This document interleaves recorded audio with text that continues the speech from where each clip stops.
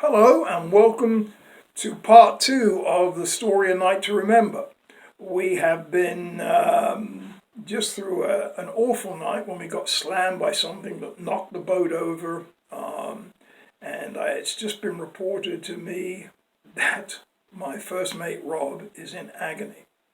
Before I continue, don't forget to subscribe to my YouTube channel if you enjoy my tales. Anyway, it's about 4 in the morning, it's dark out, and Rob is not well at all. I hove the boat to so she would not sail anywhere, but remain in a comfortable position relative to the waves. Rob was lying in his cabin in the fetal position, breathing heavily. My eyes were drawn to his hands. His fingers were like claws, frozen into a grotesque position. He was very pale, sweaty, but conscious. "Get some wet towels," I told Bill. He went to the galley to find some. "What's wrong, Rob? Do you know what's hurting you?" "Kidney stone," he gasped. "How do you know?" "I was in the hospital 2 weeks ago. They said it would pass on its own." "Has it passed?" I asked him. "No, it's still there." "Do you have pain medication?" "No, I didn't bring it with." Here we were, hundreds of miles from land, with a man in extreme agony, and all I had on board was some aspirin. Rob put on a brave front, said he'd be all right soon, and wanted to stand his watch. We put cool towels on his forehead, and I told Bill to keep an eye on him. I looked over my charts, but I already knew that St. Thomas was the closest port, and that was 6 days away. With only a VHF radio, I could transmit no further than about 20 miles. So I was truly on my own. I didn't know if his condition would worsen. I didn't know if Rob would die out there. I went back on deck and set a course for the islands, shaking out a further reef in the mainsail. I told Bill to rest and that I would wake him in 2 hours. He had wedged Rob into his bunk with some cushions, given him some water, and there was no more we could do for him. As dawn lightened the sky, I could see the clouds were low and scudding, and visibility was down to a couple of miles. It was a grey, bleak seascape with 6-foot waves and blowing spume. I sat at the wheel, exhausted and scared for Rob, with no way of contacting anyone. Bill came and relieved me, his eyes bloodshot, still shaky from the nightmare a few hours before. I went below and plotted our position on the chart and was about to grab an apple when Bill yelled at me, "Come on deck, Captain, right away!" Oh no, what's happened now, I thought. I clambered up the steps, and as my head reached the cockpit, Bill had a big grin on his face and was pointing behind us. I couldn't believe what I was seeing.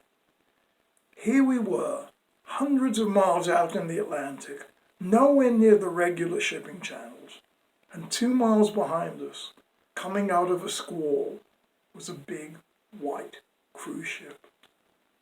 I thought it was a mirage, the residual effect of an incredibly stressful few hours, lack of sleep, too much worry. But no, it was real, and was proceeding at about 20 knots across our stern. I jumped below and switched on the VHF radio. Cruise ship, this is the yacht Beneteau. Do you read me?" "Beneteau, this is the Royal Caribbean. We read you and have a visual." "Royal Caribbean, I have a medical emergency aboard and request to speak with the ship doctor." "Stand by." I waited by the radio, then Bill called down to me, "Hey John, she's changing course towards us." Beneteau, this is Royal Caribbean. Do you read me?" "Loud and clear." "Beneteau, I have the ship's doctor standing by." A rich Scottish accent came over the radio. "Captain, how can I help you?" "Well, doctor, I have a white male, 53 years old, in severe pain with a kidney stone. His hands are claw-shaped. He hasn't moved from the fetal position for hours, and he's sweating profusely. He asked me how I knew it was a kidney stone and what medicines we had on board. I told him only aspirin, and was concerned that Rob's condition was life-threatening. "No," said the doctor, "it's not life-threatening, but it's extremely painful, which is why his hands are rigid." We talked some more, and then he asked me to stand by. I went up to the cockpit for a moment and couldn't believe what I saw. Standing off from us about 500 yards, having altered course and slowed down, was this huge cruise ship, placidly ignoring the waves, which were still bouncing us around. The decks were lined with people, even at this early hour. I imagined word must have spread around the ship, and passengers wanted to take pictures and look at this tiny yacht tossing about on the stormy seas. The radio crackled to life and the doctor came back on. "Captain, the only thing you can do to help this man on your boat is to keep cooling him down and give him aspirin.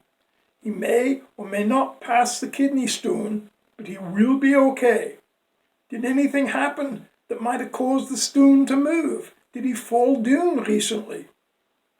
I briefly described the pounding we had taken a few hours earlier, and he agreed that it had probably caused the stone to loosen. "Captain, please stand by. There's someone here who wants to talk to you, and good luck to you."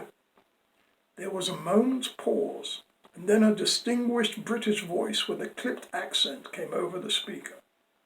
"Captain White, this is Captain Jameson of the Royal Caribbean."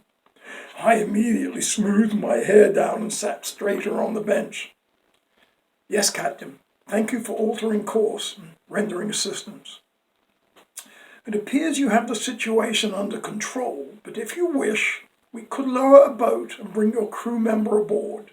My only concern is that the seas are running about 6 feet, and it may be more perilous to transfer him." I looked out at the ocean and thought about moving Rob from his cabin up the companionway steps, across the cockpit, and getting him safely lowered into a boat tied alongside, bouncing around in the waves. The doctor had said that Rob's condition was not life-threatening. "Captain, I thank you for your offer, but I agree it would be riskier to transfer him than to take care of him here.